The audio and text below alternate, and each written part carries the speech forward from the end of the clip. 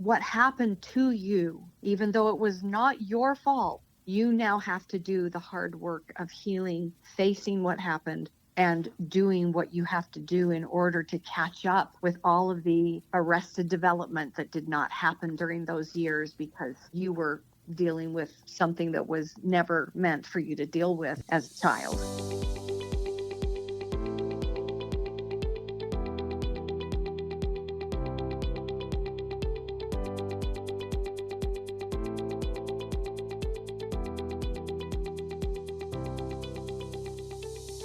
Hi, everyone. Welcome to Sexual Assault Survivor Stories, the SAS podcast. I'm glad you're here. You've just tuned into one of the most important podcasts that you may ever listen to, because the purpose of this podcast is to provide a safe space for victims and survivors of rape and sexual assault to share their stories and connect with others who've been through similar experiences. However, there are other important aspects to this podcast: community, education, and support. I believe that sharing our stories is one of the most important steps to healing, and my hope is that the SAS podcast will help victims and survivors feel less alone and more empowered. And my ultimate goal is to provide all of my listeners with insights, resources, and a supportive space where empathy, compassion, and understanding thrive. My commitment is to being there for all my listeners. I'm your host, Dave Markel, coming to you from the Podvlog studio in St. George, Utah, and I'm here each week talking to victims and survivors or interviewing experts and professionals in order to not only gain insights and information to help us on our healing path, but also to provide an education on being trauma-informed, working to help bring justice to victims and survivors of rape and sexual assault. Whether you're aware of it or not, we all know someone whose life has been impacted by rape or sexual assault. So I encourage everyone to listen to this podcast. Whatever your experience is with rape or sexual assault, you are not alone, and we are all here for each other. Thank you again for being here. Hi again, everyone, and welcome back to Sexual Assault Survivor Stories, the SAS podcast. This is episode 68, and this week I have the honor and pleasure of bringing back someone who I feel needs no introduction, as her stellar reputation and fame precedes her, Jan Broberg. Jan was gracious and kind enough to take time from her very busy schedule to spend about an hour with me in order to bring me and my audience up to date on what's going on in her life and that of her nonprofit organization, the Jan Broberg Foundation. So let's get right to it so she can tell you all about it, and I'll catch you on the other side. Here's Jan. Jan, the reason I wanted to get you back on is because it's been a little bit since we did one of these episodes together, and much has changed, and I wanted to give my audience some insights as to what's going on with Jan Broberg and the Jan Broberg Foundation. That's so nice to start off by saying, yes, we are still plowing ahead. We have finished up a very detailed and exciting strategic plan for the Jan Broberg Foundation, and we are committed to 3 basic pillars at the foundation, and we're working towards getting services ready so that we can continue to hopefully make a big impact on the world of sexual assault and childhood abuse, and make it something that we talk about and that we legislate for better laws, that we start to believe victims, and that we can heal through community. So the 3 tenets that we're working on are healing those who have been harmed through peer-to-peer support. And we have a couple ways we're doing that already, and then we're planning to expand it and grow that so that more and more people will join our online community, where we have special guests and experts like yourself who have come on and done a wonderful job just opening up conversations around so many different subjects. Those expert guests have been a real boon to those of us who are looking to heal, but maybe don't have the money for a therapist. We need each other. One of our big things is, how could we change that legislation so that victims of sexual assault do get resources, and so that perpetrators are held accountable? That's the second tenet. So healing, and then legislative change, public policy change, that the second thing, and then our education and awareness campaigns so that we can prevent this from happening to the next generation, and we can see what we didn't see before. How can we see it before they're victimized, and how can we actually make the public aware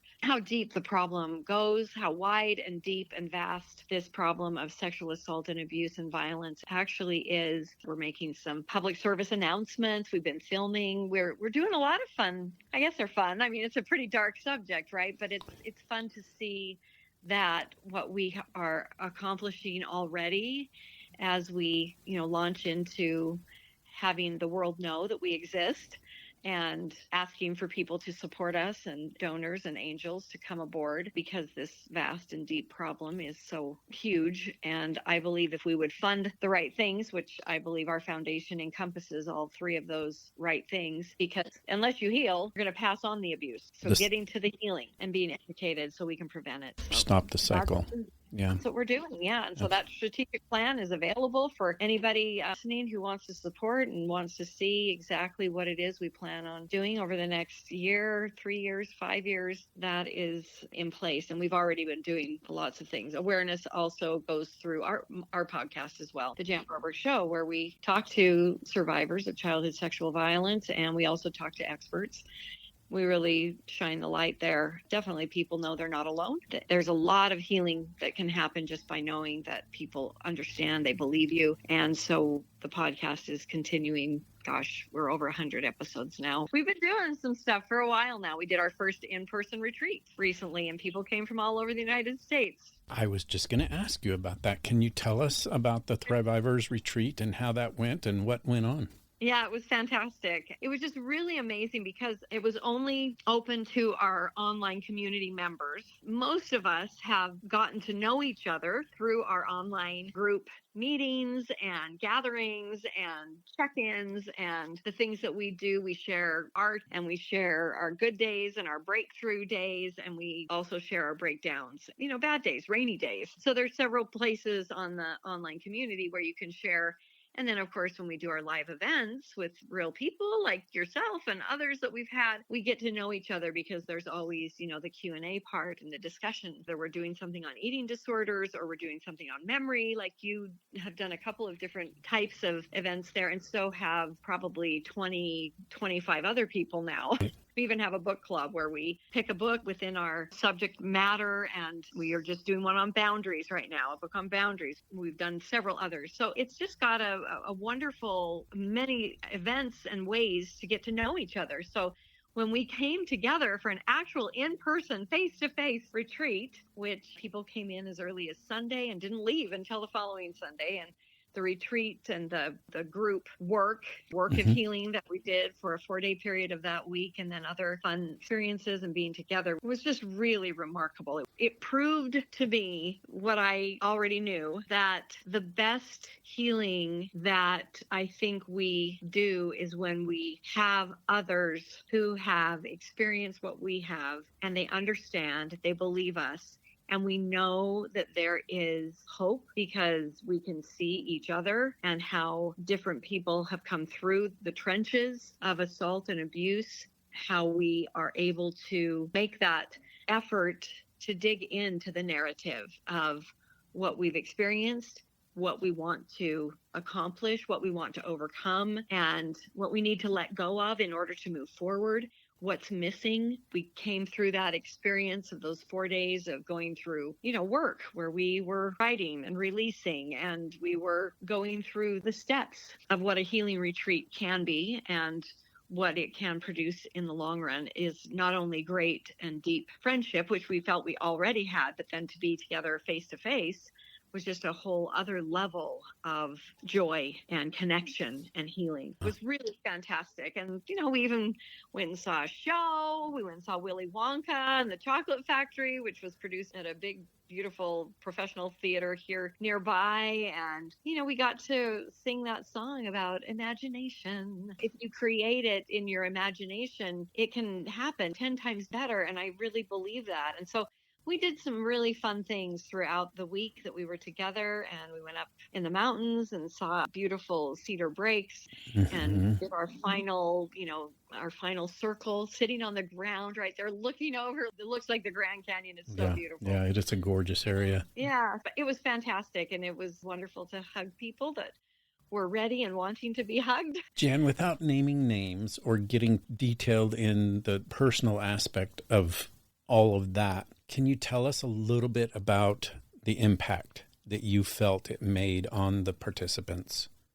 Well, I feel that the impact is best stated in what they had to say. Some who actually were wanting and agreed to be on camera, their testimonials basically were things like, what you get is not quantifiable in words. The name of the program that I use and guide people through is called Soul Restoration. We're restoring things that were ripped from us or stolen from us or taken from us, where we had no control.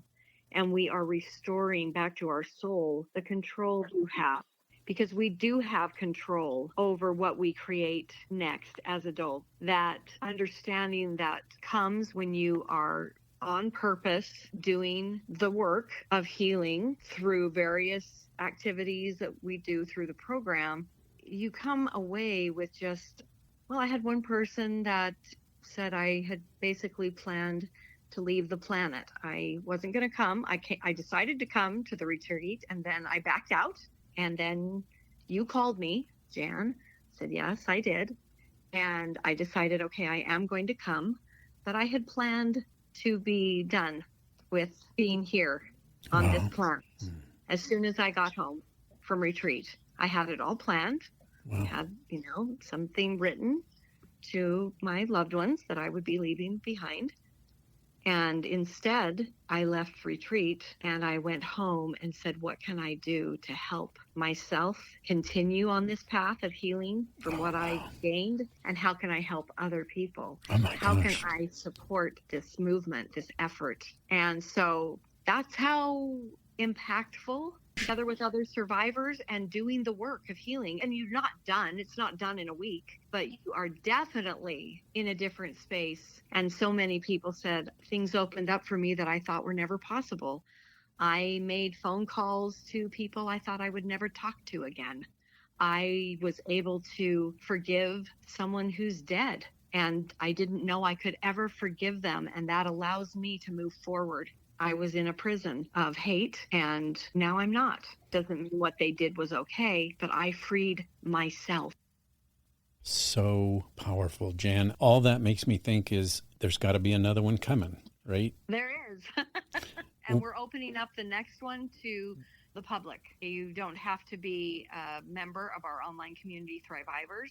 But we hope that through coming to a retreat, you might find that being able to then be a part of the community at the completion of the retreat actually helps you continue on the journey. So we're going to open it up to people who are not on the community and our community members who some don't feel safe until they've been around people that they know, believe them, hear them, see them, and then they're comfortable with just their own people, because so much of their trauma has been lived in darkness and in places where you should have been safe, but you weren't. People who should have cared for you did just the opposite.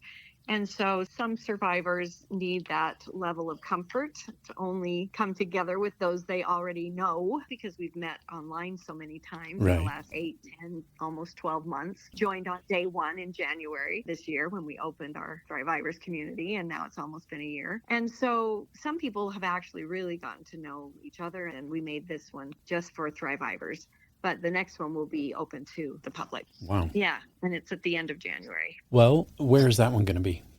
It will be held at the bed and breakfast called the Bard's Inn in Cedar City, Utah. Okay. Same place. Mm-hmm. Yeah, same place that this one was. So everybody has private accommodations in their own room. If you wanted to have a roommate, somebody you want to come with a friend and you want to lower the cost a little bit of the retreat, then we have a couple of suites that have 2 beds. So there is the possibility of someone having a reduction in the price because we can put 2 people in that room. So, yeah, we have 8 suites and 3 of those have an additional bed and 3 of those have little kitchenettes in them as well. All of our rooms have mini refrigerators and microwaves and coffee makers. So you really have a place to go when you need to process, because there's so much that happens in that program that it can be exhausting. And some people just needed to skip a session and just take a nap. Sure. You know, That's what trauma does. It changes That's our right. ability to do certain things and impacts our daily activities and our brains and how much our brains can handle and do. So, yeah, Yes. of course. Now, is there going to be a cap on participants? Yes, the cap would be 12. Here's my concern, because, this is going to go out to worldwide, a lot of Right. people. What are you going to do when you get more registrations or more requests for registrations than you have room for? Are people going to be allowed to stay off the premises and like in hotels and things like that? Yes, that is a possibility. And we do have a few, we have some agreements with some of the hotels for that. When that day comes, they'll get a savings on that. I mean, it'll all be included in the price of the retreat. They're going to help us. And there's another bed and breakfast. And at that bed and breakfast, they too don't have all of their rooms filled. Usually during the winter month, it's the slower season, which is why we want to do retreats in January, February, March, and April, and even May and June. We have multiple retreats that we're scheduling, about one per month. Oh my gosh, that sounds so great, Jan. I'm really so people can thrilled. pick and choose. They can get there, and everything's provided. All of the food.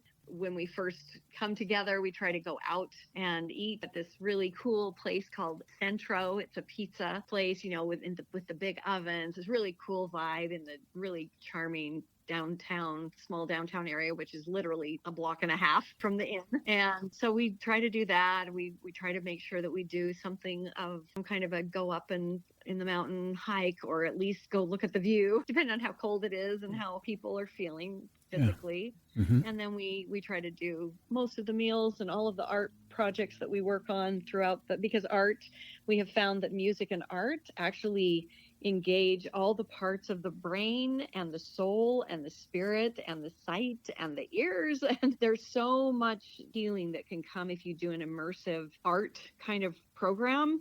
So this includes, in this soul restoration program, there are art projects of collaging and making books. This is why you can come to retreat over and over again, because you're working on some new aspect that you're trying to grapple or deal with or figure out. And you do that through some of the experiences through art and making projects. And so we provide all these materials to do that. And this last time we wanted to do a little more dancing and music because, Jan Broberg likes to drop it like it's hot. I love that. Those are tools in a person's recovery tool belt. When you talk about resilience and you're like, I'm not resilient, I just don't want to get out of bed, I can't get through a day, I just feel sad all the time, there's just no joy, no hope. Well, we're going to give tools of how do you change that for yourself? What works for you?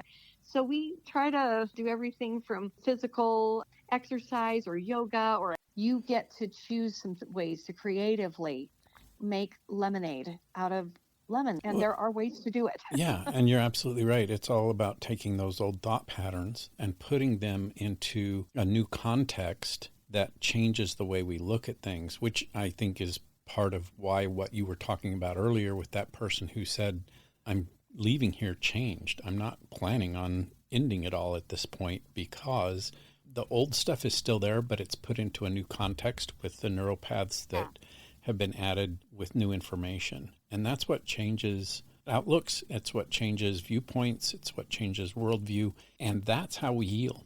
It's a long process, but it works. And your retreats obviously are proof of that. Let me ask you this, Jan. Same topic, but different aspect. Where is Jan Broberg now on her healing journey, having started the Jan Broberg Foundation and having a friend of the family out there and people commenting and talking about that and the retreat and all of these things that have happened in your life since October of 2022. What's going on with Jan? Well, Jan Broberg is alive and well and progressing on her journey, just like all of my friends who are survivors out there are doing, and doing it in a way that feels very personal.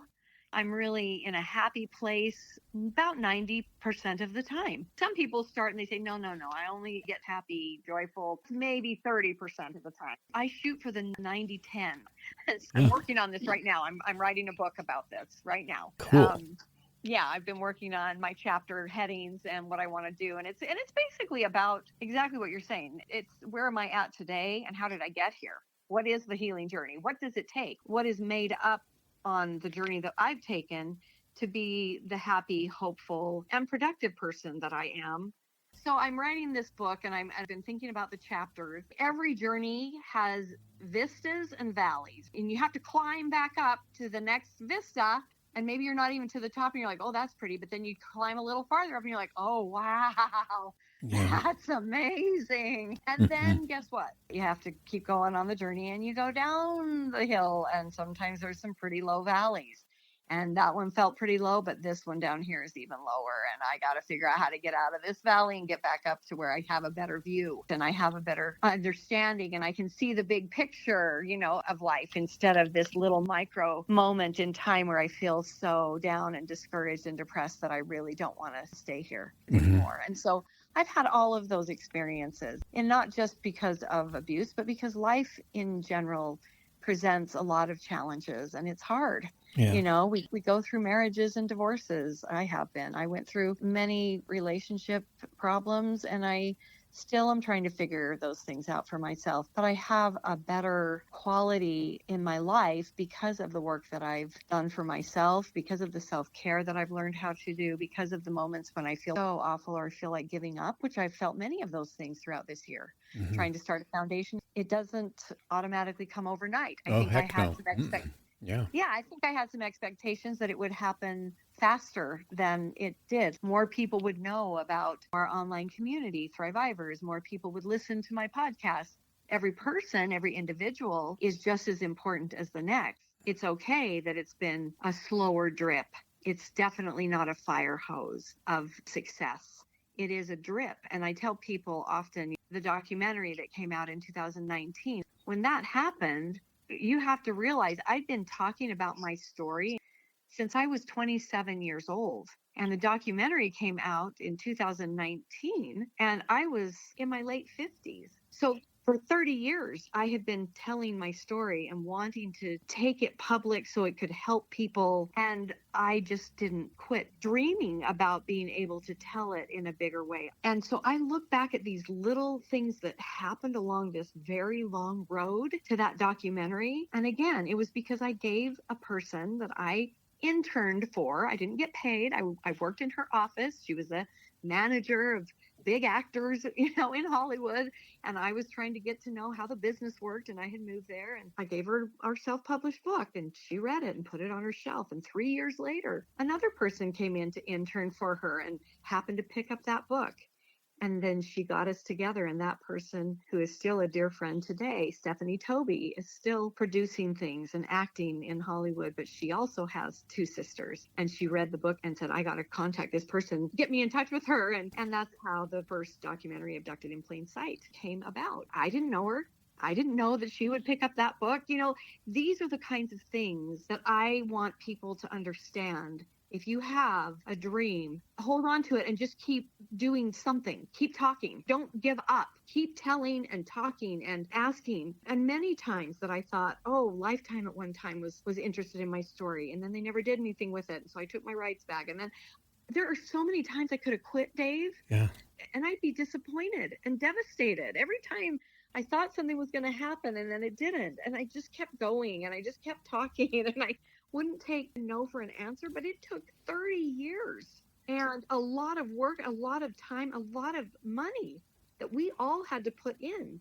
to get that first documentary out there. I didn't know it was going to go viral. It was supported by our friends and our family giving us $10 each and saying, okay, well, I hope you can get that award-winning editor or color correction specialist or graphics person you seem to need. We put it out online and try to raise another $3,000. It took 5 years. Right. To even make it. And I go back and I go, yeah, and if we hadn't gone and gotten my dad's coverage, and if he hadn't have been filmed, he died before it even hit Netflix. And my FBI agent. And you look back and you just do something. You just keep doing something, and you don't necessarily have the perfect path.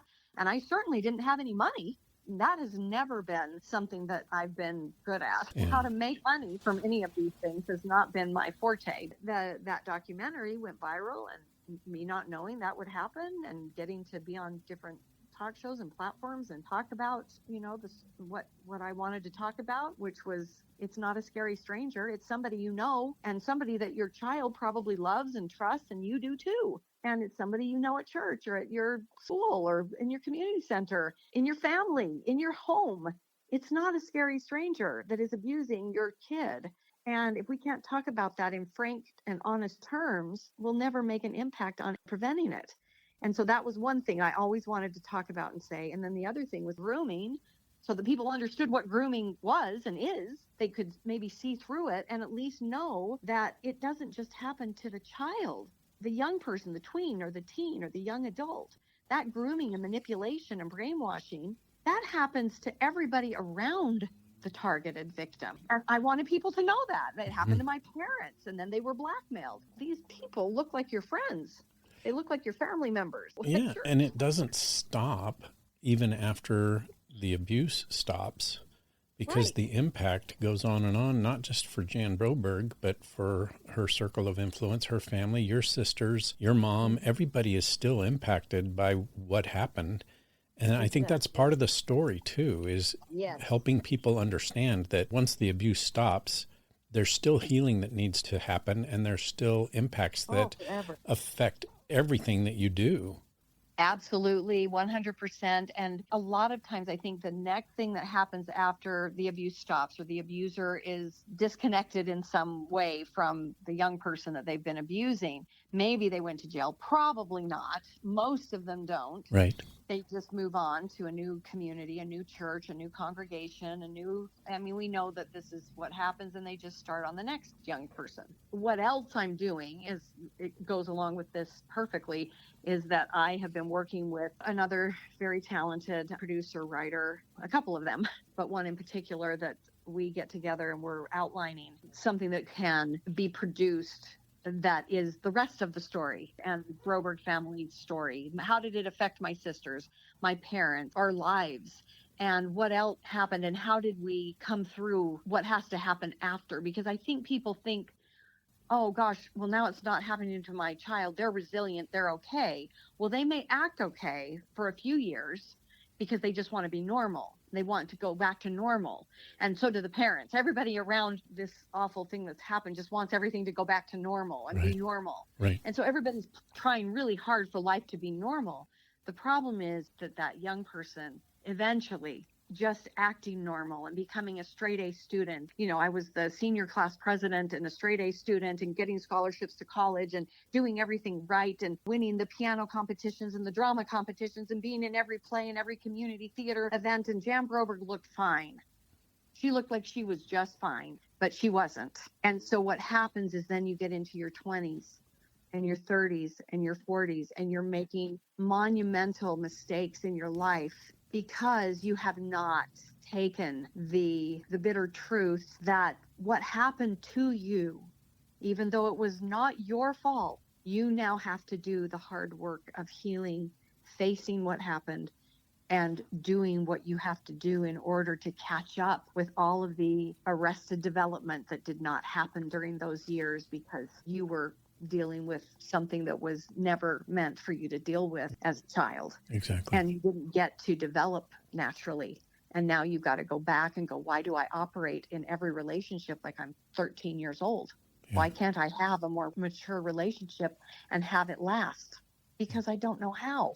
I have to go figure out what's up with me And I got to figure these things out so that I can progress and not hurt other people in my life, including my own child, including people that I've been in relationships with. And that's on me because I'm now the adult. I have to do the hard work of healing, even though what happened to me was not my fault. It's up to me.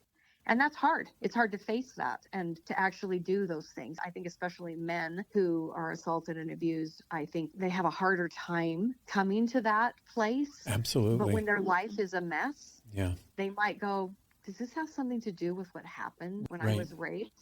I've had your executive director for the Jan Broberg Foundation, Alan Oh, Manwaring, yes. on several of my episodes, and he talks about that very thing, that, as a male victim, there are societal aspects and cultural aspects that change the dynamics for men who were abused as children and things that they've gone through. And that's not to diminish everything that you've just said. In fact, I want to emphasize that and talk a little bit about that. And that is that as hard as it is, as sometimes impactful as it is in a setback sort of way, it actually is something that when you do deal with it is a springboard for a new path. And I look at everything that you're talking about and doing, and in spite of all of those horrific experiences that you've had, not just the abuse, but since the abuse, all of the horrific experiential problems with relationships and finances and even internal things that go on in our own minds, you, as several other guests that I've had on this show, are a great example of how those experiences made you into a more refined and amazing person that now is reaching out for others and saying, look, I've done this. I've been through a lot of the work. I still have a lot of work to go, but let's hold hands. Let's do it together. Let's build a community. And that's exactly what you're doing. That's why I wanted you on this episode, is so that I think that my listeners, as well as your listeners who will hear this, I've told you before many times that your episodes are some of my highest rated, listened to episodes. So I know some of your audience is coming over to Sexual Assault Survivor Stories, and some of my audience is going over to the Jan Broberg Show. The whole point being, this is what community does. This is how healing occurs. And I just love hearing you talk about it in the way that you are, because it's so pertinent and so valuable.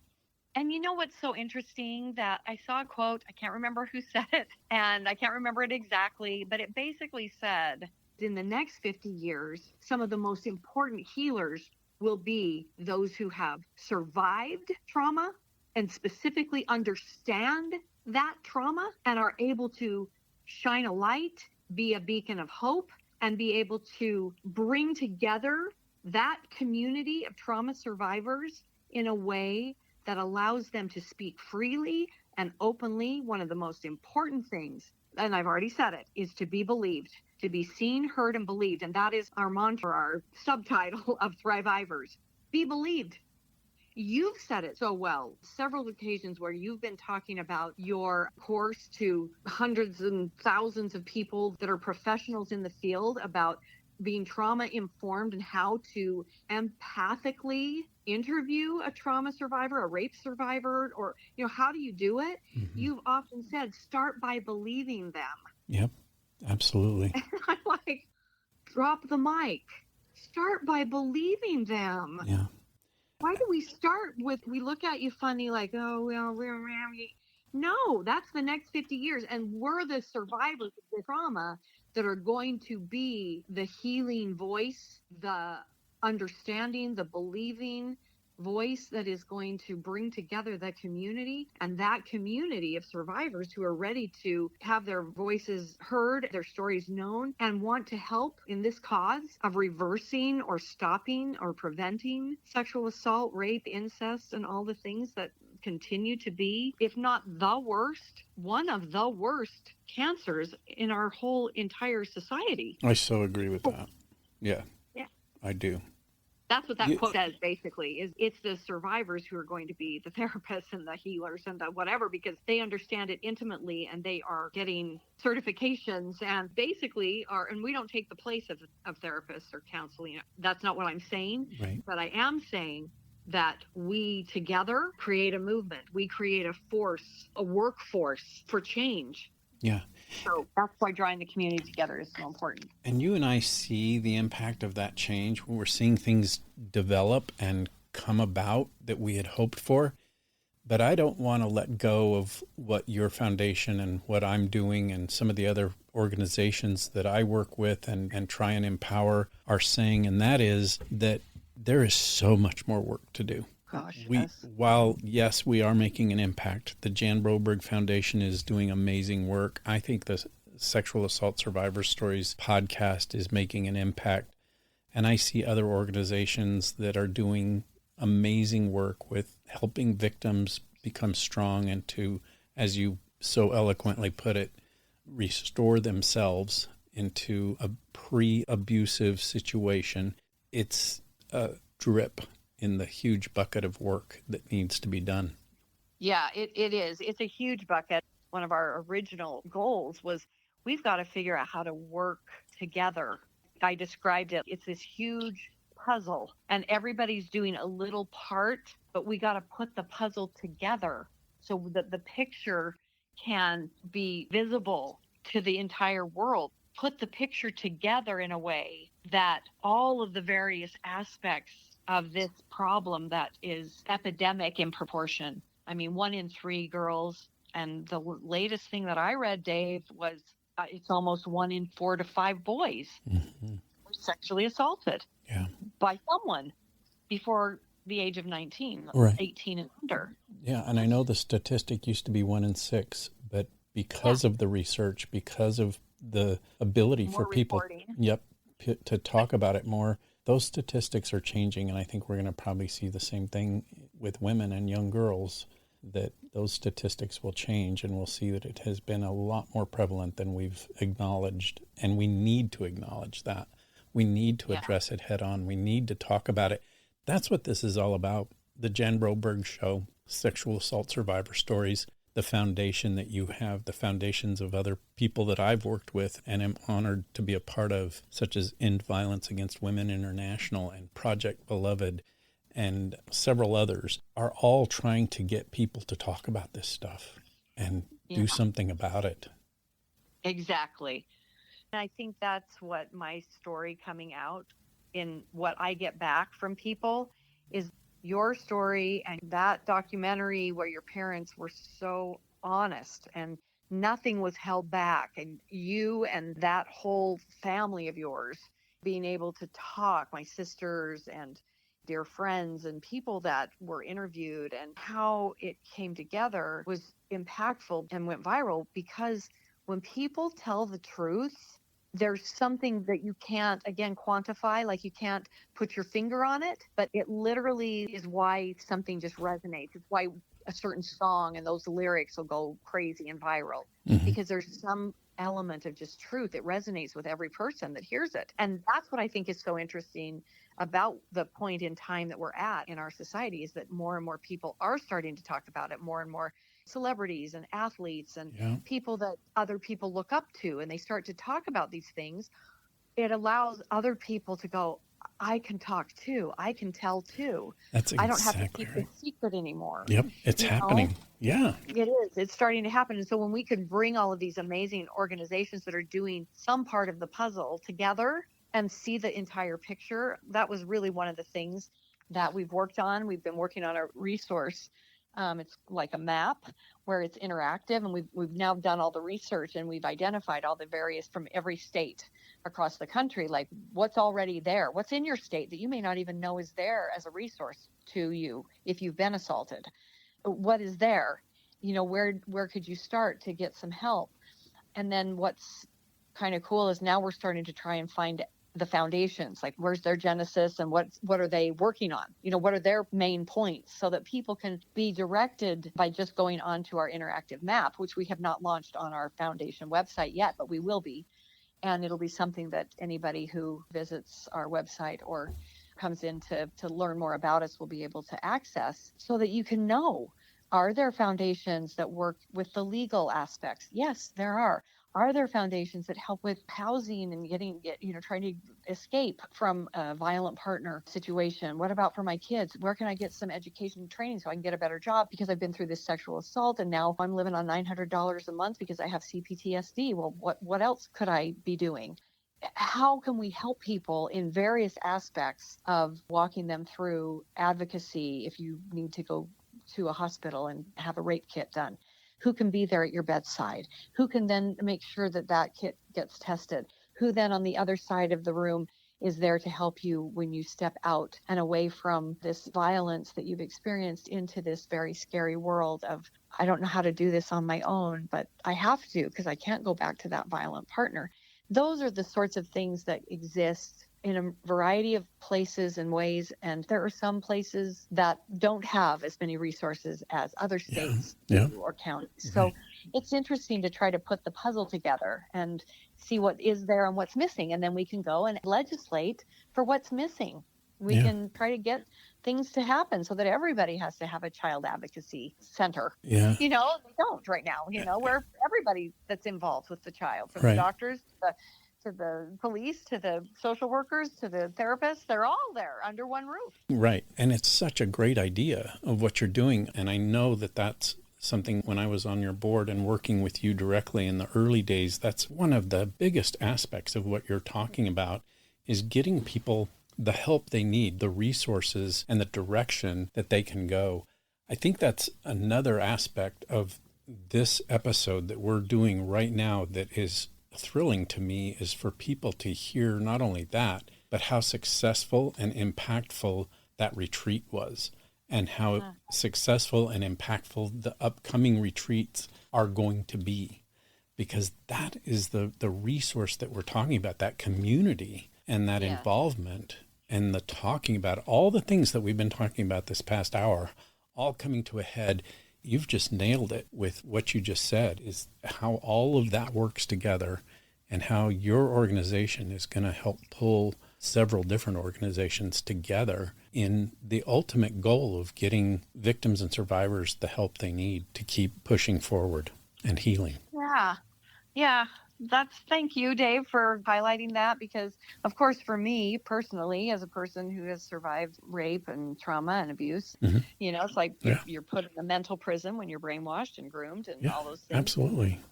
For me, the beauty of starting this foundation and doing that first retreat with our Thrivivors is that healing piece, because I've done that, I'm doing that, I need that, and I know hundreds of thousands of other people need that as well. And so my vision is to take other models that have been created online to have a model where we are doing group meetings, and we encourage people to come to one of those every week, if not every day, because you need other people like you. This one is a place for that healing and support, that peer-to-peer support. And when you can come together and do an in-person retreat with those people that you now have gotten to know, and then you can be a part of that community to continue to feel supported and to give support to other SA survivors. That's what I want to give other people, is a path, a pattern to be able to have the things that I have in my life, and to give that in a way that is digestible. One day, one session, one retreat at a time, or one online community event at a time, just getting together and talking with each other. It's just a very special way to feel supported when you're in a group and you walk in the door and you know you're in a safe place where you're believed, where you're heard, where you're seen. And whether that's in a person-to-person retreat or it's online, I just believe in it so much. And so as I continue to refine the online community is really important, because once you are on that path and you are doing well, you get to be productive and you become the superpowered person that gets to help other people on their path, and that gets to say, I'm going to go speak in front of Congress and tell you exactly what is missing from this equation, why this continues to happen. And you're going to know what we need to do. And so then we're going to make sure we do it, because this is not okay. These numbers are people, they're children, they're teens that right now, every 9 minutes, another young person is sexually abused. Are those numbers and statistics that you can live with, Dave? No, it's why you started SAS. You can't live with that, and I can't either. Well, I look back at that viral documentary you talked about and how that again then led to a new book, and then how that in fact led to a friend of the family, and The how new series that on Peacock, which is so good. it's Oh my amazing, gosh. and how that led to really this vision that you and your son Austin had with the whole concept of we need to start a foundation, we need to push this forward. I know it started really even before a friend of the family, but it was a good spark for what it is that the Jan Broberg Foundation is becoming.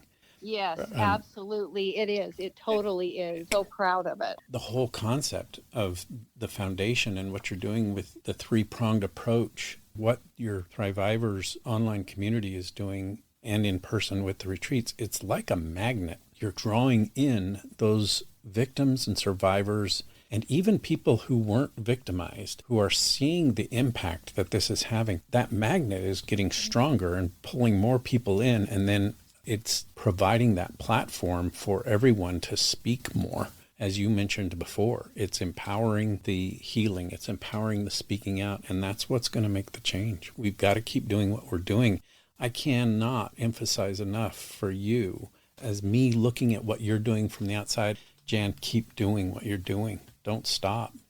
Okay, I promise I won't stop. I'm going to create another series, which is the rest of the story, which is going to help people understand how you keep going and you heal and you move on and you move forward and you start foundations and you create your next step. And not that everybody has to do it in such a public way, but I knew that I was supposed to do something. I had no idea it would be this, but I am not quitting, Dave. We're in the middle of launching really the foundation in a public way and hoping that it will resonate and people will donate to the cause, because we have to have that in order to continue. So thank you so much for having me on your show. I'm honored and privileged that you gave some of your time to this podcast. I just have a long history with Dave Markel. I'm a big fan. So Thank you. we got to get the word out. And everybody that's listening to your show needs to share every single one of these episodes and stories. Come and listen up on the Jan Broberg Show. And also just check out our foundation, the Jan Broberg Foundation. Just put my name in any Google search bar. Hey, bro, watch out for the iceberg. That's how you spell it. Broberg. Jan, thank you so much. You'll see all the stuff. Thank you, Dave. You're awesome. It's a mutual feeling. I feel the same way about you. Absolutely. Thanks, Jan. Dear. We'll be in touch. We're going to do this again. Wonderful. Okay. Can't wait. All right. Okay. See ya. Bye. That does it for another episode of Sexual Assault Survivor Stories, the SAS podcast. I want to give a huge shout out to Jan Broberg for being my guest this week. As usual, her insights, stories, and updates did not disappoint. It's fantastic to have the opportunity to hear firsthand about her world and get her perspective and insights into everything Jan Broberg. Thank you so much, Jan. It was a pleasure talking to you. And thank you to my audience for joining me this week. It's always an honor and pleasure to have you along to help support this podcast and the work that is ongoing to help victims and survivors who are on their path of healing and growing. Don't forget to join me again next week for another episode of SAS. You'll hear from a truly powerful survivor of rape who is a command sergeant major in the U.S. Army Reserves and is a sexual assault response coordinator and sexual harassment and assault response and prevention program manager. Command Sergeant Major Marissa Saucedo will join us with her impressive and inspiring story. You won't want to miss it. In the meantime, don't forget to do your part to help bring justice to victims and survivors of rape and sexual assault. Two great ways to help accomplish this are to tune into this podcast and to start by believing, because we all know someone whose life has been affected by rape or sexual assault. We'll see you next week.